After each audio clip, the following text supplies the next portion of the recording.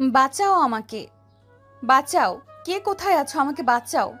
আরে নেহা, তুমি চিৎকার কেন করছো? তুমি তো নিজেই আমাকে এই রুমে ডেকে আনলে, আর এখন দরজা বন্ধ করে নিজের কাপড় চোপড় ছিঁড়ছো।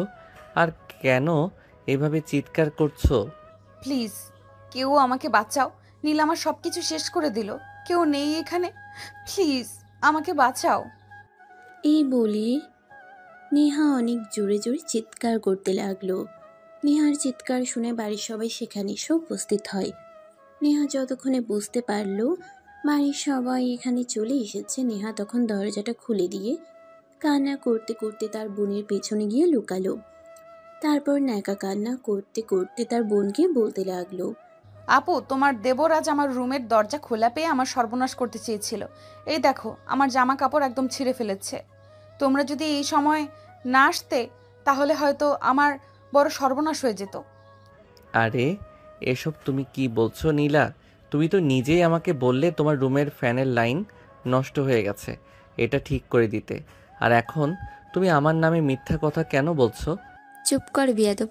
আমার বোন তোর নামে মিথ্যা কথা কেন বলবে? আমার বোন আগেই বলেছিল তোর চরিত্রের সমস্যা আছে, কিন্তু আমি সেটা বিশ্বাস করিনি। তোকে আমি আমার ভাইয়ের মতো বিশ্বাস করতাম, আর আজকে না তুই আমার বিশ্বাসের এই প্রতিদান দিলি। নীল, এসব আমি কি শুনছি? এই দিন দেখার জন্য তোকে আমি পেটে ধরেছিলাম। তুই এক্ষুনি আমার চোখের সামনে থেকে দূর হয়ে যা, আমার বাড়ি থেকে বের হয়ে যা। তোর জন্য আমি নিজের মান ইজ্জত নষ্ট করতে চাই না। প্লিজ আম্মু, তোমরা আমাকে বিশ্বাস করো, আমি এরকম কিছুই করিনি। নেহা যা বলছে সম্পূর্ণ মিথ্যা কথা বলছে। সে আমাকে বলেছিল তার রুমের ফ্যান নষ্ট হয়ে গেছে, আমি যেন ওর রুমের ফ্যানটা ঠিক করে দিই। গরমে ওর খুব বেশি কষ্ট হচ্ছে, তাই আমি এখানে এসেছিলাম। কিন্তু এই কথা কাউকে বিশ্বাস করাতে পারল না, কারণ নেহা অনেক জোরে জোরে ন্যাকা কান্না করছিল আর সবাইকে বলছিল নীল এই রুমে এসে তাকে জোর করে ইজ্জত নষ্ট করতে চেয়েছিল। আর বর্তমানে বাংলাদেশে এটা তো প্রচলন হয়ে গেছে, মেয়েরা যাই বলবে তাই সত্য, ছেলেরা কখনো সত্য কথা বলতেই পারে না। এদিকে নেহা ন্যাকা কান্না করেই চলেছে আর সবাইকে জোর করে এটা বোঝানোর চেষ্টা করছে নীল তার সঙ্গে অসভ্যতামি করেছে, জোর করে তার ইজ্জত হনন করার চেষ্টা করেছে। তোমরা কেউ ওর কথা বিশ্বাস করো না, ও একদম মিথ্যা কথা বলছে। আমাকে প্রেমের প্রস্তাব দিয়েছিল, আমি তার সঙ্গে প্রেম করতে রাজি হইনি বলে সে আমার সঙ্গে এরকমটা করেছে। ইনফ্যাক্ট আমি যখন ভার্সিটিতে যেতাম তখন সে আমাকে তার সঙ্গে বাইকে যেতে বলতো, যাতে সে কোনো রকমে আমার শরীরে স্পর্শ করতে পারে।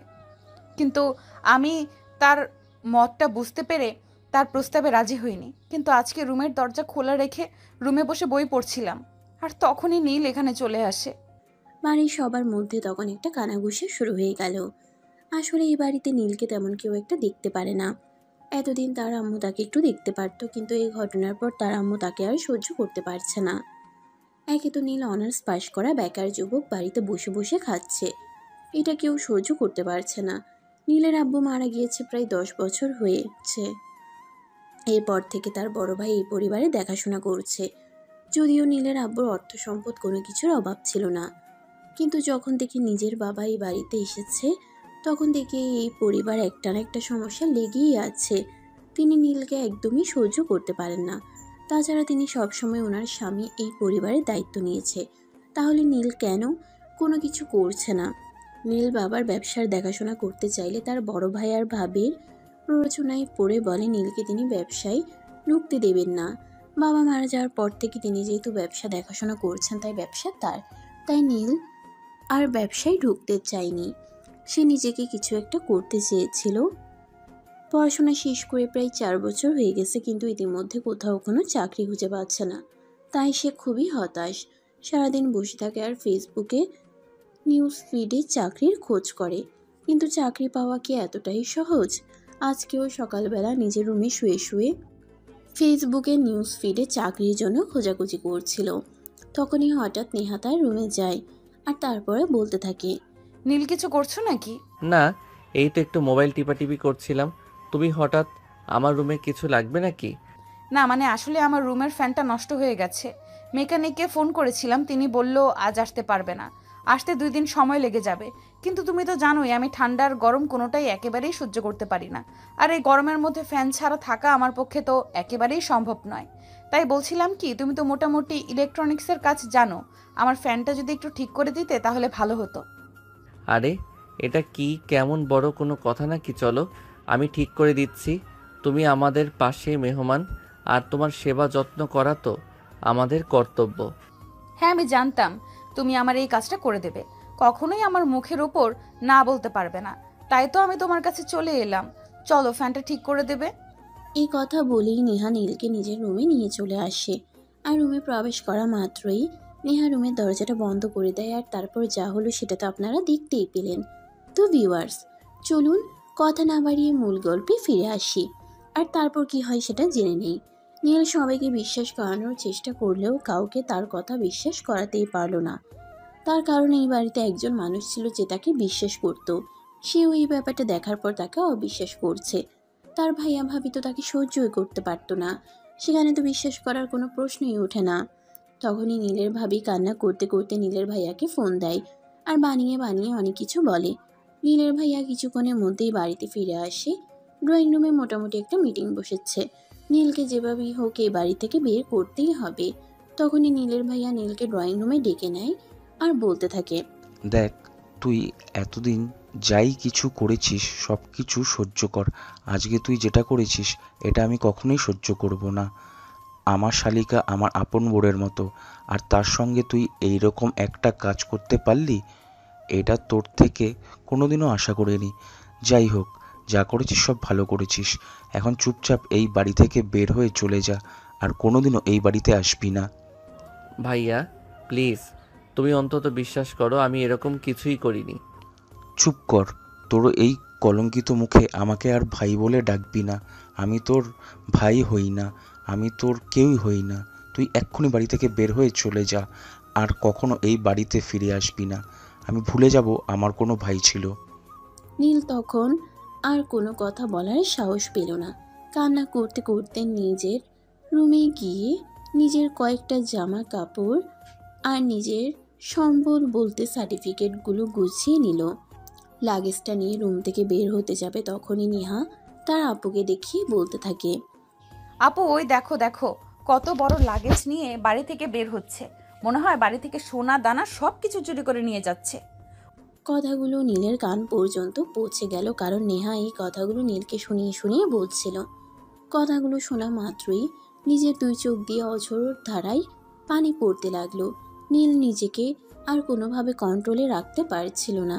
কাছের মানুষগুলো তাকে এইভাবে কষ্ট দেবে এটা তার কোনোদিন কল্পনাতেও ছিল না।